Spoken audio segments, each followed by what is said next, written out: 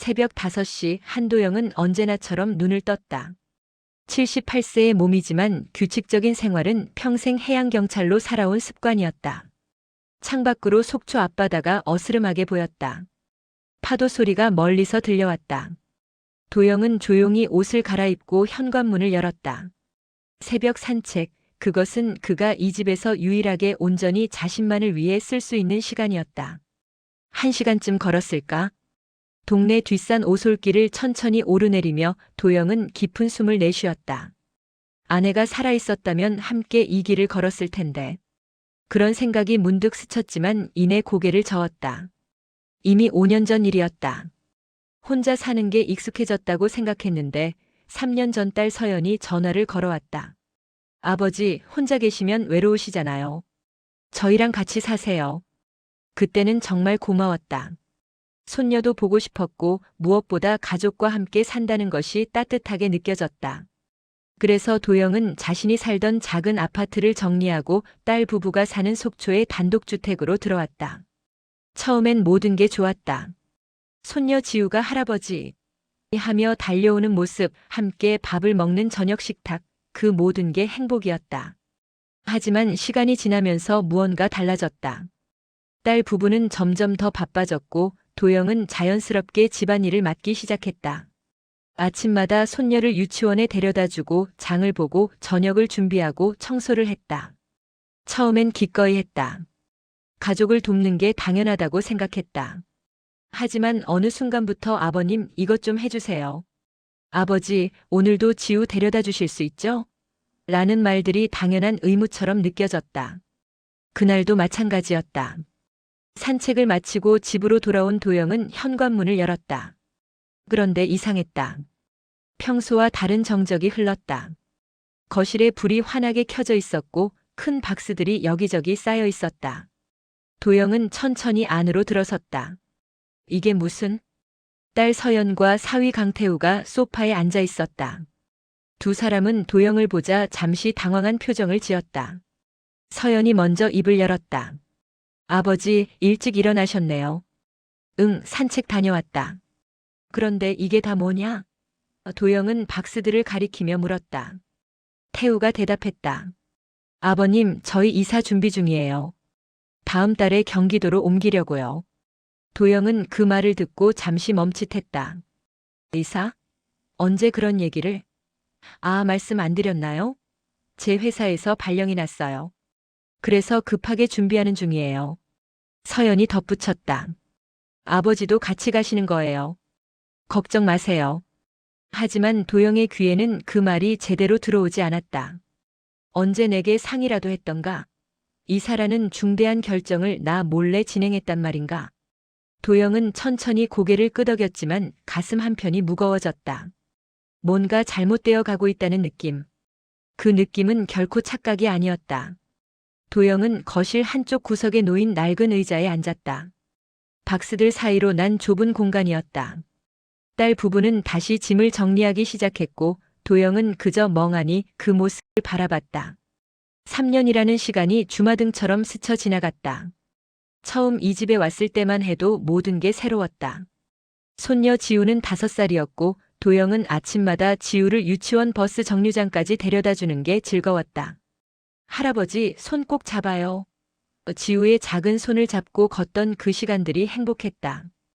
유치원에서 돌아오면 함께 그림을 그리고 동화책을 읽어주고 간식을 만들어 주었다. 하지만 시간이 지나면서 상황이 달라졌다. 딸 서연은 직장에서 승진을 했고 사위 태우는 프로젝트가 많아졌다며 늦은 밤에야 귀가했다. 자연스럽게 집안일은 도영의 몫이 되었다. 아침 식사 준비 지우 등원 청소, 빨래, 장보기, 저녁 준비 지우 하원. 하루가 그렇게 돌아갔다. 아버님, 오늘 마트 좀 다녀오실 수 있으세요? 아버지, 지우 학원 데려다 주셔야 해요. 아버님, 저녁은 간단하게 해주세요. 저희 늦을 것 같아요. 처음엔 기꺼이 했다. 가족을 위한 일이니까. 하지만 어느 순간부터 부탁이 아닌 당연한 일이 되어버렸다. 고맙다는 말도 점점 줄었다.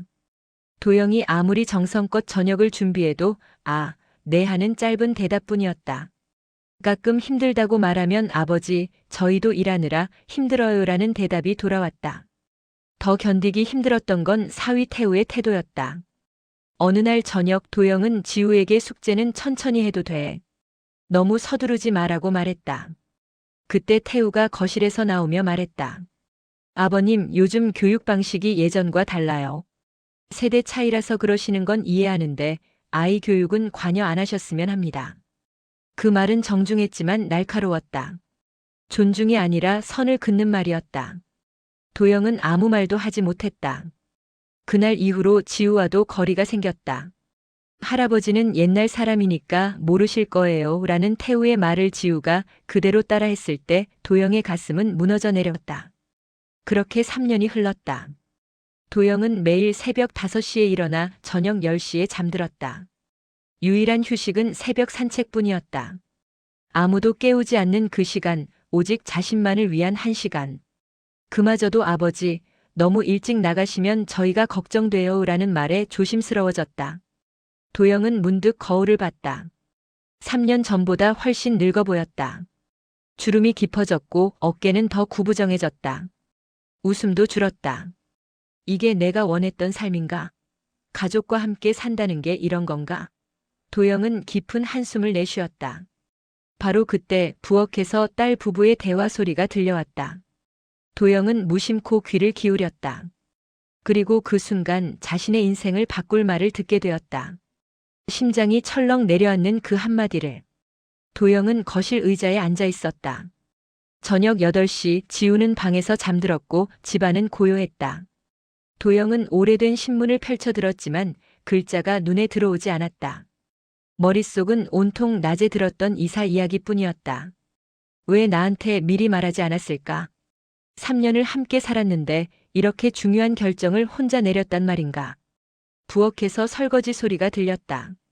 딸 서연과 사위 태우가 낮은 목소리로 대화를 나누고 있었다. 도영은 신경 쓰지 않으려 했다. 하지만 갑자기 태우의 목소리가 조금 커졌다. 여보, 솔직히 말해서 이번 이사는 우리만 가는 게 낫지 않을까? 도영의 손이 멈췄다. 신문을 든 손이 미세하게 떨렸다. 서연이 뭐라고 대답하는지 잘 들리지 않았다. 도영은 숨을 죽이고 귀를 기울였다. 아버지 안 계시면 집 관리 훨씬 편할 거야. 계속 일 시키는 것도 이제 부담돼. 우리가 뭐 하나 부탁하면 표정이 안 좋으시잖아. 태우의 말이었다. 도영의 가슴이 철렁 내려앉았다. 부담? 내가 부담이라고? 3년 동안 이 집 살림을 도맡아 하면서 아침마다 지우를 챙기고 저녁을 준비했는데 그게 부담이었다고. 서연이 작은 목소리로 말했다. 그래도 아버지 혼자 두면 외로우시잖아. 외로운 건 아버님 문제고 우리가 계속 모실 수는 없잖아. 그러니까 이번엔 꼭 모시지 말고 우리끼리 살자. 솔직히 불편하잖아. 맨날 눈치 보이고. 도영은 신문을 무릎 위에 내려놨다. 손이 떨렸다. 가슴이 답답했다. 숨이 제대로 쉬어지지 않았다. 눈치? 내가 눈치를 준 적이 있나? 아니, 오히려 나야말로 눈치를 보며 살았는데. 아침에 일찍 일어나도 소리 내지 않으려 조심하고 텔레비전 볼 때도 소리를 최대한 줄이고 저녁 메뉴도 항상 딸 부부 입맛에 맞춰왔는데. 서연이 한숨을 쉬는 소리가 들렸다. 알았어. 이번엔 우리끼리 가자. 아버지한테는 내가 말씀드릴게. 그래, 그게 나아. 그리고 솔직히 말하면 아버님이 없으면 우리 생활이 훨씬 자유로울 거야. 주말에도 늦게까지 자고 여행도 갈 수 있고. 도영은 천천히 일어났다. 다리에 힘이 없었다. 비틀거리며 자신의 방으로 돌아갔다. 문을 닫고 침대에 앉았다. 어둠 속에서 도영은 고개를 숙였다. 가슴이 무너져 내리는 것 같았다. 아, 내가 이 집에서 짐이구나. 그 깨달음은 너무나 명확했고 너무나 아팠다. 3년 동안 최선을 다했다고 생각했는데, 가족을 위해 내 시간을 다 내어주었는데, 결국 나는 부담이었구나. 눈치 보이는 존재였구나. 도영은 서랍을 열었다. 지갑 속에 오래된 편지 한 장이 들어있었다. 아내가 돌아가기 전에 쓴 편지였다. 누렇게 변색된 편지지를 펼쳤다. 희미한 달빛 아래에서 아내의 글씨가 보였다. 여보, 당신도 언젠가는 당신만의 삶을 살아요. 나 때문에, 애들 때문에 평생 희생하지 말고요. 당신 인생은 당신 거예요. 도영의 눈에서 눈물이 흘러내렸다. 78세 노인의 눈물은 뜨거웠다. 아내의 말이 지금에야 이해되었다. 그래, 내 인생은 내 거야. 이제라도 되찾아야 해. 도영은 편지를 조심스럽게 접어 다시 지갑에 넣었다. 그리고 창밖을 바라봤다. 먼 바다가 어둠 속에서 출렁이고 있었다. 파도 소리가 들려왔다. 그 순간 도영은 결심했다. 떠나자. 이제 내 인생을 살자. 그날 밤 도영은 잠을 이루지 못했다. 침대에 누워 천장을 바라보며 지난 3년을 되돌아봤다. 아내가 세상을 떠난 후 혼자 살던 그 시간들. 외롭긴 했지만 자유로웠다. 아침에 일어나 커피를 마시고 바다를 바라보며 하루를 시작하던 그 평온함. 그게 그리웠다. 새벽 2시 도영은 일어나 책상 서랍을 열었다. 맨 아래 칸에 고이 접어둔 편지 몇 장이 있었다. 아내 명숙이 남긴 편지들이었다. 그 중에서도 가장 마지막 편지를 꺼내 다시 펼쳤다.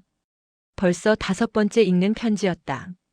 여보, 당신도 언젠가는 당신만의 삶을 살아요. 나 때문에, 애들 때문에 평생 희생하지 말고요. 당신 인생은 당신 거예요. 바다가 보이는 곳에서 사진 찍으며 살고 싶다던 그 꿈 꼭 이루세요. 약속해요.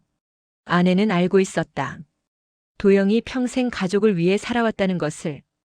해양경찰로 일하며 집에 거의 없었고 은퇴 후에도 딸아이 육아를 도왔다는 것을. 명숙은 남편이 자신만의 시간을 가지길 원했다. 그래서 이 편지를 남겼다. 도영은 편지를 가슴에 안았다. 당신 말이 맞았어, 여보. 이제야 알겠어. 눈물이 또 흘렀다. 하지만 이번엔 슬픔만이 아니었다. 결심이 섰다. 명숙이 원했던 것, 그리고 내가 원했던 것을 이제라도 찾아야 한다. 도영은 조용히 노트북을 켰다. 딸이 쓰라고 사준 노트북이었지만 거의 사용하지 않았다. 서툰 손가락으로 키보드를 두드렸다.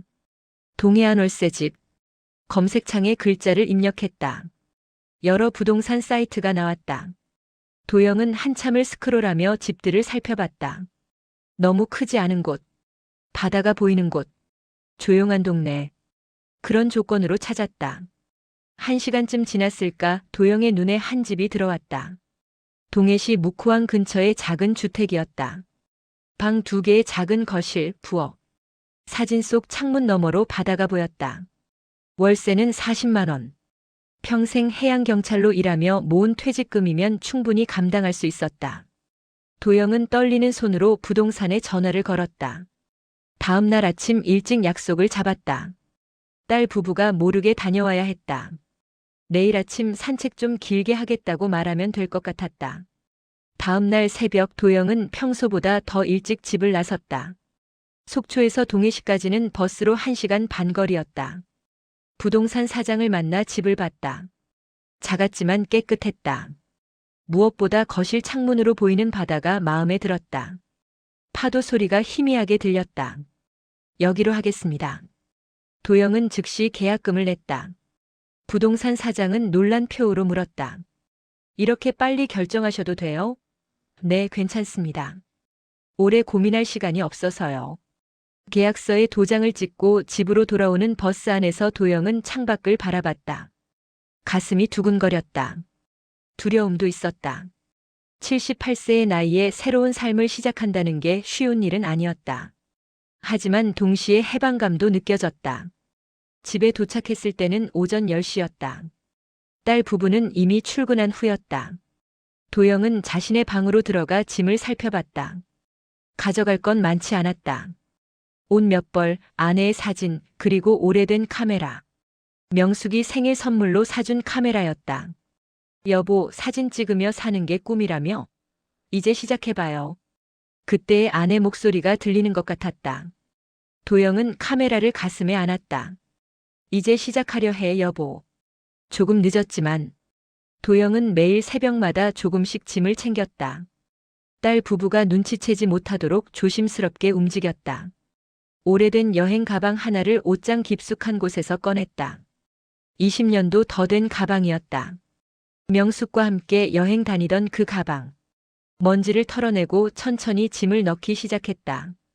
옷은 많이 가져가지 않기로 했다. 겨울 외투 1벌, 스웨터 2벌, 바지 서너 개, 속옷과 양말. 그리고 명숙의 사진이 든 액자. 결혼 50주년 기념으로 찍은 사진이었다. 두 사람이 바닷가에 서서 웃고 있는 모습. 도영은 사진을 한참 바라보다가 조심스럽게 가방에 넣었다. 책상 서랍에서 통장을 꺼냈다. 퇴직금 통장과 연금 통장. 평생 모은 돈이 여기 있었다. 많은 돈은 아니었지만 혼자 살아가기엔 충분했다. 도영은 통장을 가방 안쪽 주머니에 넣었다.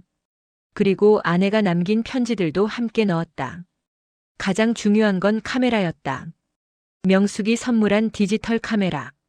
도영은 카메라를 꺼내 배터리를 충전했다. 오랜만에 전원을 켜보니 메모리에 옛날 사진들이 남아 있었다. 명숙과 함께 찍은 바다 사진, 산책길 사진, 손녀 지우가 어렸을 때 사진들.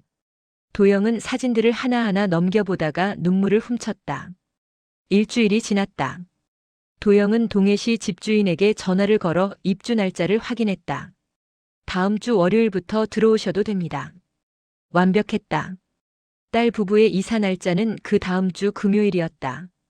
그 전에 떠나면 됐다. 도영은 버스 시간표를 확인했다. 속초에서 동해시까지 가는 첫 차는 아침 6시였다. 새벽에 짐을 챙겨 조용히 나가면 됐다. 딸 부부는 늘 7시에 일어났으니 그 전에 떠날 수 있었다.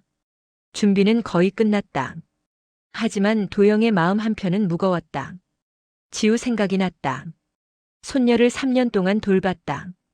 아침마다 유치원에 데려다주고 함께 놀아주고 간식을 만들어 주었다. 지우는 도영을 좋아했다. 할아버지 사랑해요 하며 안기던 그 따뜻함이 그리울 것 같았다. 어느 날 저녁 지우가 물었다. 할아버지, 우리 새집 가면 할아버지 방도 있어요? 도영은 대답하지 못했다. 지우의 순수한 눈을 보며 가슴이 아팠다. 응, 그럴 거야. 거짓말이었다. 하지만 지우에게 진실을 말할 수 없었다. 주말이 되었다. 도영은 지우와 마지막 산책을 나갔다. 손을 잡고 동네 공원을 걸었다. 할아버지, 저 새 동네에도 공원 있을까요? 그럼 당연히 있지. 지우는 환하게 웃었다. 도영은 그 웃음을 마음속에 깊이 새겼다. 집으로 돌아오는 길에 도영은 마트에 들렀다. 지우가 좋아하는 과자를 샀다. 그리고 딸 서연이 좋아하는 차도 샀다. 작은 선물이었지만 마음을 담았다. 이게 마지막 선물이 될 거라는 생각에 가슴이 먹먹했다. 그날 밤 도영은 편지를 썼다. 딸에게 남길 편지였다. 펜을 잡은 손이 떨렸다. 서연아, 아버지는 새로운 삶을 시작하려 한다. 너희에게 짐이 되고 싶지 않아. 그동안 고마웠다. 지우 잘 키우고 행복하게 살아라. 아버지도 이제 내 인생을 살아볼게. 짧은 편지였지만 더 이상 쓸 수 없었다. 도영은 편지를 봉투에 넣고 책상 위에 놓았다. 떠나는 날 아침 식탁에 놓고 갈 생각이었다. 월요일 새벽이 밝았다. 도영은 새벽 5시에 일어났다. 마지막으로 집안을 둘러봤다. 3년을 살았던 이 집. 이제 떠날 시간이었다. 가방을 들고 조용히 현관으로 향했다. 뒤돌아보지 않기로 했다. 뒤돌아보면 마음이 흔들릴 것 같았다. 도영은 문을 열고 새벽 공기를 마셨다. 자유의 첫걸음이었다. 도영은 가방을 내려놓았다. 문을 나서려다 멈춰섰다. 아니다. 이렇게 조용히 떠나는 건 비겁한 일이다. 3년을 함께 살았는데 말 한마디 없이 떠날 순 없었다. 도영은 편지를 주머니에 넣고 부엌으로 향했다. 마지막 아침을 준비하기로 했다. 된장찌개를 끓이고 계란말이를 부쳤다. 김치를 담고 밥을 지었다. 평소처럼 정성스럽게 준비했다. 식탁을 차리고 나서 도영은 자신의 자리에 앉았다. 6시 반이었다. 딸 부부가 일어날 시간까지 30분 남았다. 도영은 가만히 앉아 생각했다. 어떻게 말해야 할까? 화를 낼까 아니면 담담하게 말할까? 아니다. 화는 필요 없다. 그저 사실을 말하면 된다. 나는 떠난다고. 너희는 너희대로 살라고. 7시가 되자 방문이 열렸다. 딸 서연이 먼저 나왔다. 부스스한 머리로 거실로 나온 서연은 차려진 식탁을 보고 놀랐다. 아버지, 왜 이렇게 일찍 일어나셨어요? 도영은 대답하지 않고 그저 앉아 있었다. 사위 태우도 나왔다. 아버님, 무슨 일 있으세요? 두 사람은 이상한 분위기를 감지했다. 도영의 표정이 평소와 달랐다. 침착했지만 단단했다. 앉아라. 도영이 말했다. 서연과 태우는 조심스럽게 식탁에 앉았다. 도영은 밥그릇을 밀어주며 말했다. 먹어라. 내가 마지막으로 차린 밥이다. 마지막이요? 무슨 말씀이세요? 서연이 당황하며 물었다. 도영은 천천히 입을 열었다. 나 먼저 나가려 한다. 너희끼리 편하게 살아. 아버지, 갑자기 무슨 말씀이세요? 저희랑 같이 가시는 거잖아요. 아니다. 나는 안 간다. 내가 갈 곳은 따로 있다. 태우가 끼어들었다. 아버님, 혹시 저희가 뭘 잘못했나요? 말씀하시면. 도영은 태우를 똑바로 바라봤다. 잘못한 게 아니다. 다만 나는 너희에게 부담이더구나. 그 말 다 들었다. 서연의 얼굴이 하얗게 질렸다. 아버지, 그게 며칠 전 부엌에서 한 말들. 나 없으면 편할 거라는 말. 계속 일 시키는 것도 부담이라는 말. 다 들었다. 서연은 눈물이 고였다. 아버지, 죄송해요. 그건 제가 잘못 생각한 거예요. 그렇게 말한 적 없어요. 아니다. 솔직한 말이었어. 나도 알아. 78살 노인이 집에 있으면 불편하지. 눈치 보이고 자유롭지 못하고. 태우가 변명하려 했다. 아버님, 그건 오해예요. 저희가. 도영이 손을 들어 말을 막았다. 됐다. 변명은 필요 없어. 사실 나도 생각해봤다. 이게 맞는 건가? 가족이라는 이름으로 서로 불편해하며 사는 게 맞는 건가? 아버지. 서연이 흐느끼기 시작했다. 울지 마라. 나는 화난 게 아니야. 오히려 고맙다. 3년 동안 같이 살 수 있어서. 지우도 볼 수 있었고. 하지만 이제는 각자 살 때가 된 것 같구나. 도영은 주머니에서 편지를 꺼내 식탁에 놓았다. 여기 내 생각을 다 적어뒀다. 나중에 읽어봐라. 서연이 의자를 박차고 일어나 도영의 손을 잡았다. 아버지, 안 돼요. 저희가 잘못했어요. 다시 생각해 주세요. 도영은 부드럽게 서연의 손을 풀었다. 이미 결정했다. 집도 구했고 짐도 쌌어. 오늘 아침 버스로 떠난다. 어디로요? 어디 가시려고요?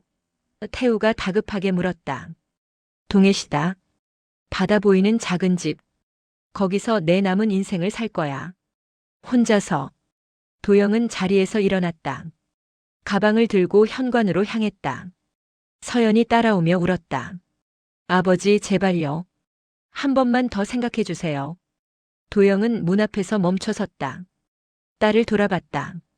서연아, 아버지는 이제 내 삶을 살고 싶구나. 너무 늦기 전에. 이해해다오. 현관문이 열렸다. 아침 햇살이 들어왔다. 도영은 마지막으로 집안을 돌아봤다. 그리고 문을 나섰다. 뒤에서 서연의 울음소리가 들렸지만 도영은 뒤돌아보지 않았다. 한 걸음, 두 걸음. 자유를 향한 발걸음이었다. 버스는 2시간을 달렸다. 도영은 창밖을 내다보며 지나가는 풍경을 바라봤다. 속초를 벗어나 동해안을 따라 달리는 버스. 파란 바다가 계속 보였다. 도영은 깊은 숨을 들이마셨다. 가슴이 뻥 뚫리는 기분이었다. 동해시 터미널에 도착한 건 오전 9시였다. 도영은 가방을 들고 천천히 걸었다. 묵호항 방향으로 20분쯤 걸으니 새로 계약한 집이 나타났다. 낡았지만 깨끗한 2층 주택. 도영의 방은 1층 끝방이었다. 문을 열자 햇살이 가득 들어왔다. 작은 방이었지만 창문이 컸다. 그 창문 너머로 바다가 보였다. 파도 소리가 들려왔다. 도영은 가방을 내려놓고 창가에 섰다. 한참을 바다만 바라봤다. 눈물이 흘렀다. 해방감이었다. 여보, 나왔어. 바다가 보이는 집에. 도영은 작은 목소리로 말했다. 명숙이 듣고 있을 것 같았다. 아내가 원했던 살. 이제야 시작하는 것 같았다. 짐을 풀었다. 옷을 옷장에 넣고 명숙의 사진을 작은 테이블 위에 놓았다. 카메라는 창가에 두었다.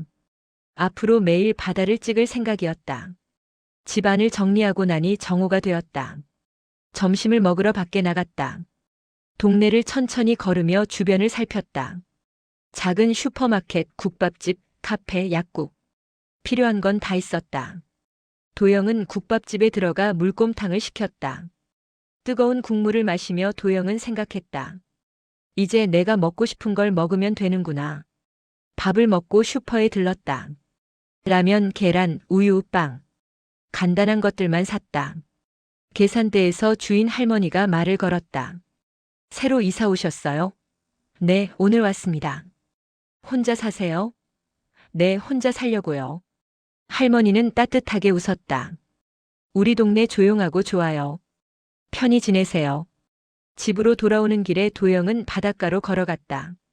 무코항 방파제였다. 사람들이 낚시를 하고 있었다. 도영은 방파제 끝에 앉아 바다를 바라봤다. 파도가 철썩거렸다. 갈매기들이 날아다녔다. 도영은 카메라를 꺼내 사진을 찍기 시작했다. 바다, 하늘, 갈매기, 배들. 셔터를 누를 때마다 마음이 평온해졌다. 이게 내가 하고 싶었던 거야. 사진 찍으며 조용히 사는 것. 도영은 1시간 넘게 사진을 찍었다.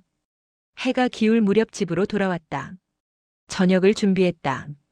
라면을 끓이고 계란을 넣었다. 간단한 저녁이었지만 맛있었다. 누구 눈치 볼 필요 없이 천천히 먹었다. 텔레비전을 켰다.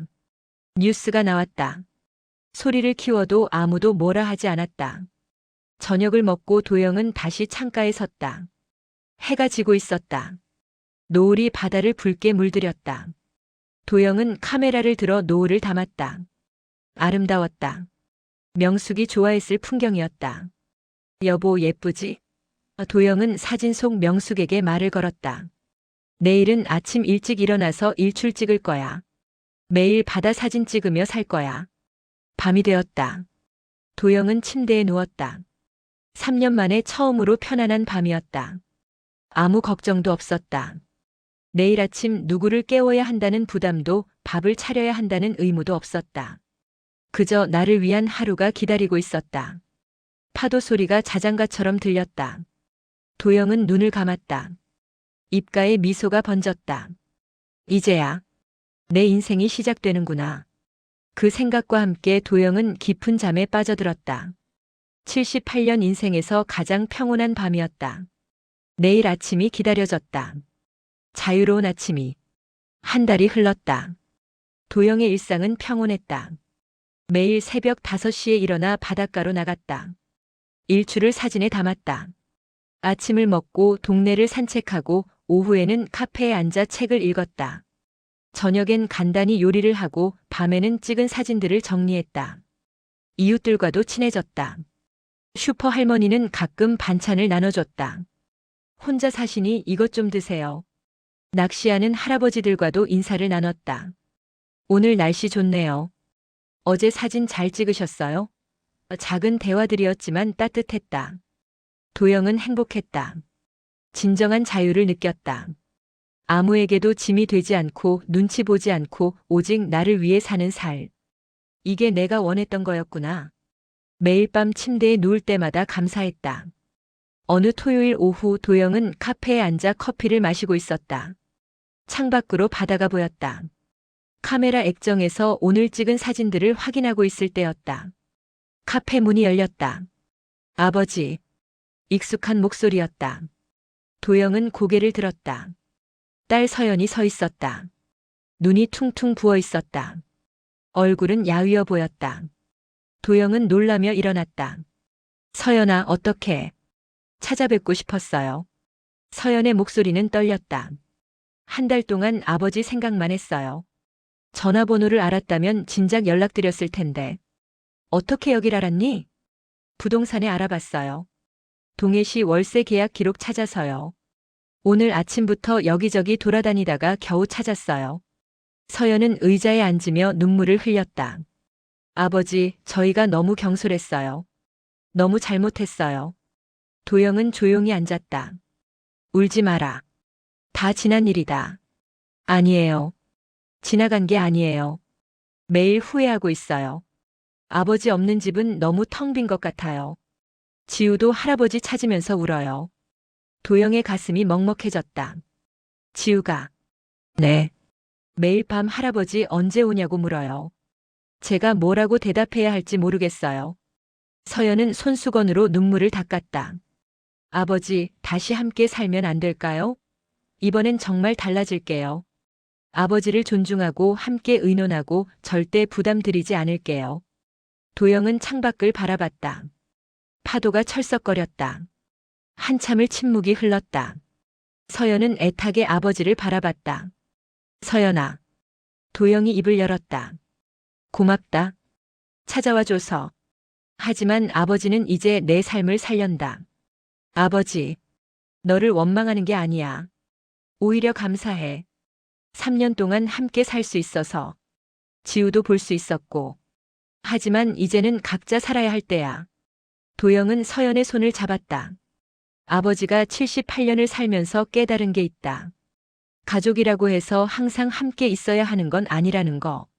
서로를 위하는 마음이 있다면 떨어져 사는 것도 사랑이야. 하지만 아버지 혼자 계시면 외롭지 않아.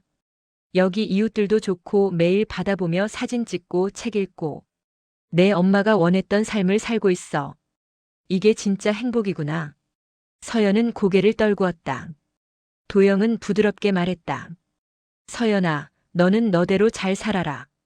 태우랑 지우랑 행복하게. 그게 아버지가 바라는 거야. 가끔 찾아뵈도 될까요? 그럼. 주말에 놀러 와라. 지우도 데려오고. 함께 바다 구경하고 밥도 먹자. 하지만 같이 사는 건 안 돼. 아버지는 이제 혼자가 편하단다. 도영은 자리에서 일어났다. 바람 쐴 겸 같이 걸을까? 두 사람은 카페를 나와 바닷가로 걸었다. 석양이 지고 있었다. 도영은 카메라를 들어 노을을 찍었다. 서연은 그런 아버지를 바라봤다. 표정이 평온했다. 정말 행복해 보였다. 아버지, 정말 괜찮으세요? 도영은 환하게 웃었다. 그럼.